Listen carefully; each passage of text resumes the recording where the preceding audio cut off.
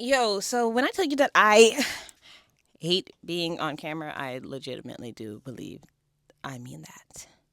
I hate being on camera. It's not my favorite thing to do in the world, so it's not something that I actively make time for. Like writing. There's always time to write.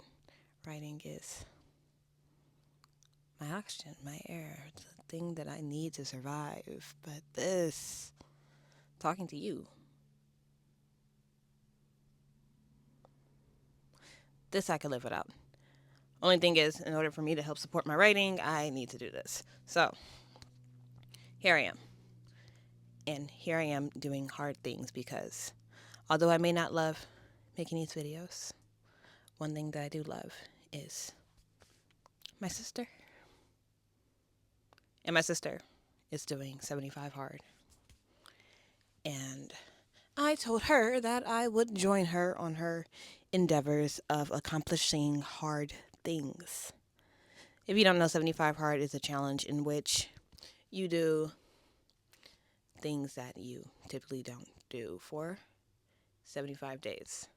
This is a challenge of endurance and consistency.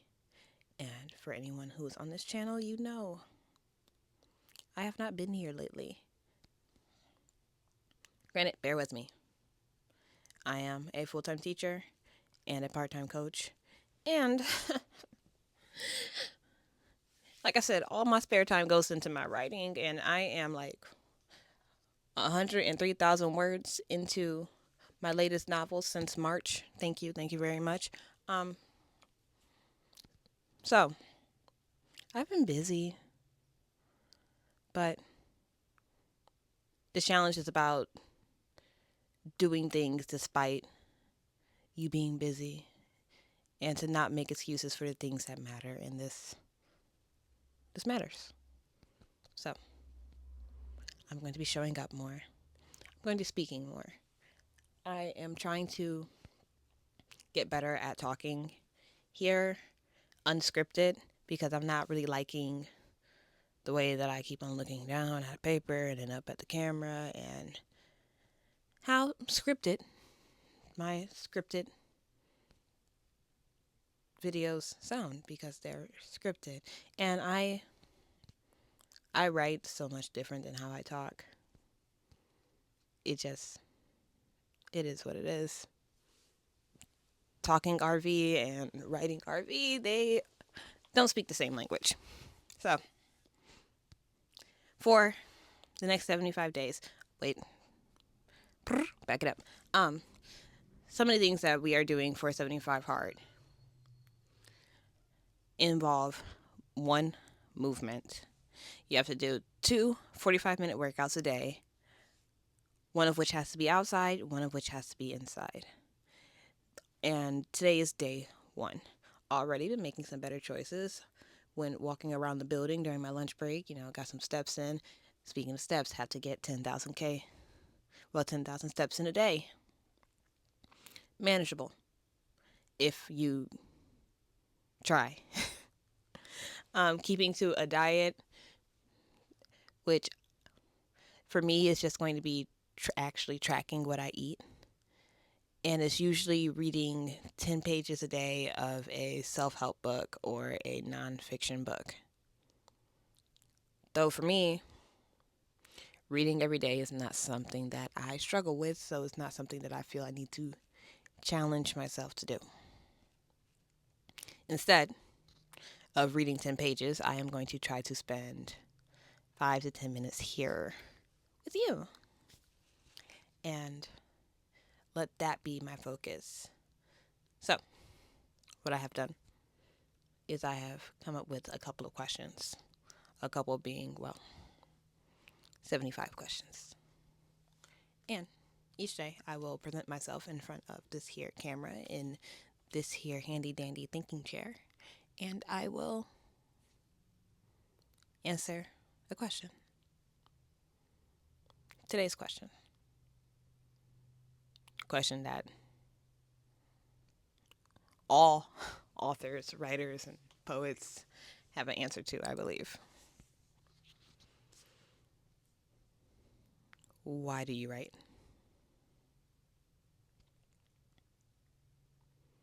And I feel like all of our answers are usually somewhere in the same zone.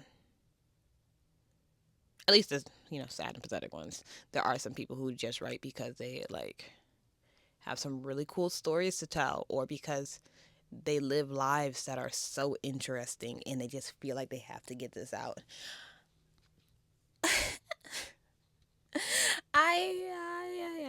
I don't live such an interesting life. Um, eh, my life is kind of interesting, just in the retrospect of my life is different than what people expect.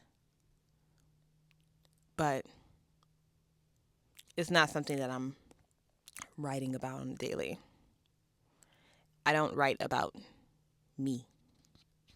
I'm not the one that these stories are for. The reason I started writing was because people didn't listen to me. Again, with the I told you, I'm not that interesting. And as stated, writer RV and talking RV, two entirely different entities. So when I spoke, a lot of times ears wouldn't exactly catch what it was that I was saying. And a lot of times I just gave up because I figured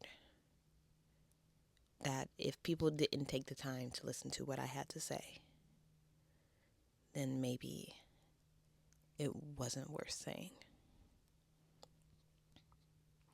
And writing was something that I never really thought that I would be able to do anyways. I wanted to get into the film industry for a while because I've always loved stories. But English for a while, and it wasn't just English, like reading and spelling had always been something that I struggled with. Pretty sure I'm sitting on a case of dyslexia because I could not pass a spelling test. I cannot read out loud. It's still something I struggle with to this very day. But stories, the books that I did get my hands on and read, the movies that I watched, the TV shows that I enjoyed, there was something in there that always hooked me.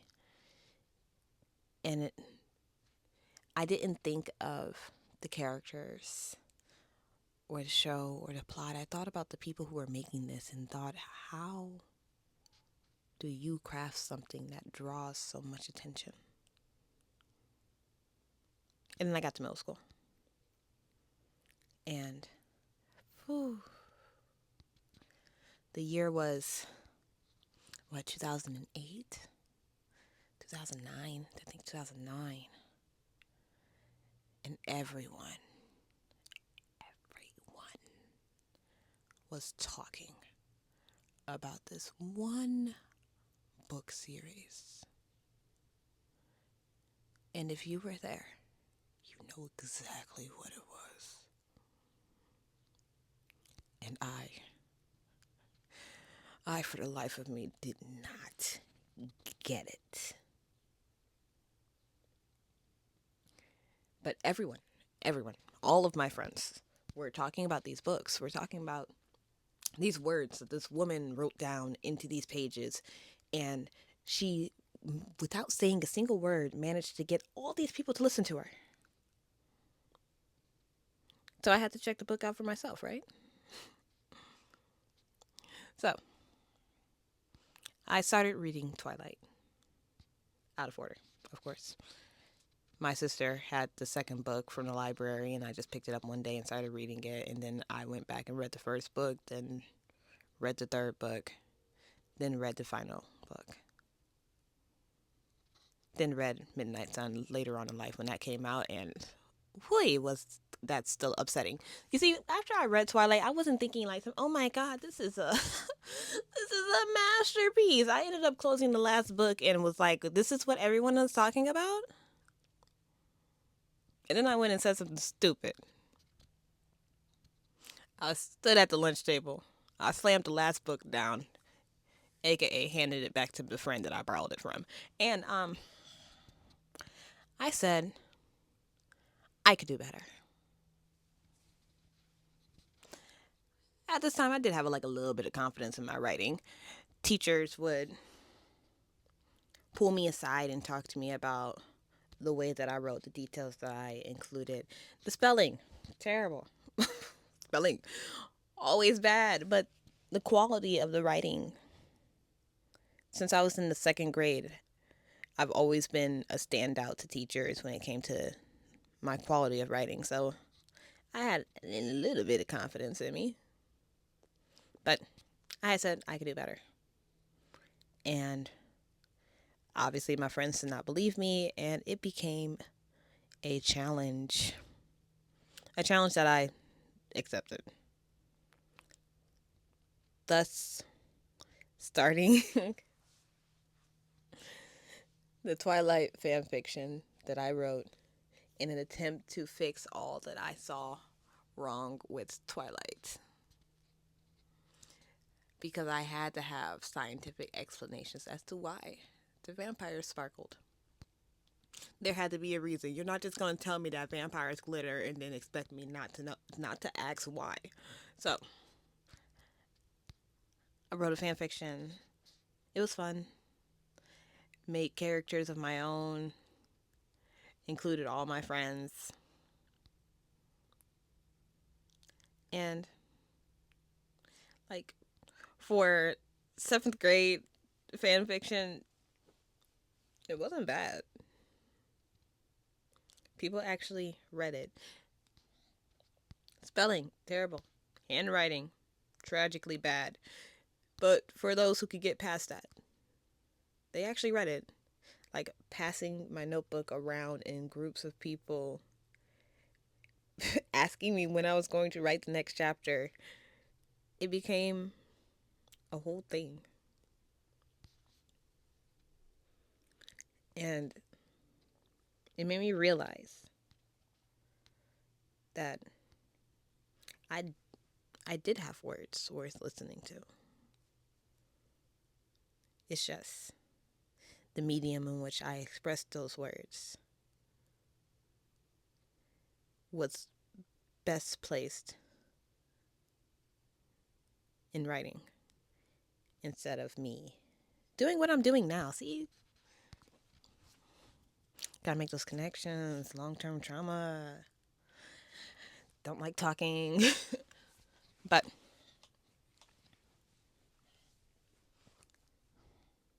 so that's when I started taking writing seriously. Seriously enough to the point that my mother would catch me a couple of times falling asleep with a pen in my hand, face planted on a spiral notebook with the spiral imprint just tattooed into my skin. And she would wake me up and tell me to put the notebook down, to stop drawing on my pillowcase because my pen was still in my hand, and to go to bed. I've never been a child to ask for much, especially if it was something that I knew didn't would cost a lot of money or that wasn't fair. But because mom seen how dedicated I was to writing, for my birthday in 8th grade, 7th or 8th grade, she had gotten me this laptop. It's like lavender Dell laptop. And that was when the writing like became oh so real.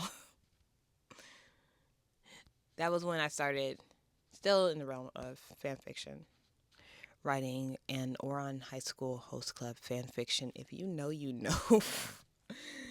You just had to be there in 2008, man. But Oron High School Host Club. And I found out about other people who did these things. I learned the term fan fiction, and I was on the Fundamation website that had a forums page that people were posting these fan fictions onto. And then once that was shut down, I then learned about Wattpad. And I started posting on there, and that kind of changed a lot of things. Because not only did people read and like and comment, it opened my eyes to what I could do for other people via writing. Yes, again, I was still writing an Oron High School Host Club fan fiction, but I was writing something that connected with people. And look, I fan fiction wrong all the time. When I read other fan fictions, I realized like, oh, I'm not doing this right. But I'm going to keep doing this the way that I was doing it, because I would write as though my story was a continuation of whatever it was that was going on. And I would just take a character, drop it in there, and keep going. But there will always be plot lines. There will always be character development, not only amongst the original character, but amongst the characters that that were already there and standing. And people really connected with it. And it really boosted my confidence enough to make me go back and think about those original characters that I had created for that Twilight fan fiction in middle school. And think about how much they deserved a story of their own. And so I made it.